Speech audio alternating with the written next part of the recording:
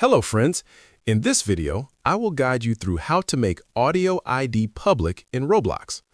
Make sure your profile is verified by going to the top right corner, clicking on the gear icon and selecting Settings, then confirming your account is verified.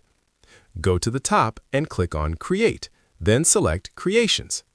Click on the Development Items tab, then Audio, and upload your audio asset. Set the asset type to audio and upload a file in MP3, OGG, FLAC, or WAV format. Edit the name and description, then click Upload. Wait for it to load, then click on the uploaded audio file. Under Configure, go to the Distribution section, and if the option to Submit for review is available, click on it. Wait for the option to Enable Store to become available, then click on it and save changes. Your audio ID should now be public on the Creator Store. If you encounter issues, try using a different browser like Brave and follow the same steps. Thank you for watching Quick Tweak.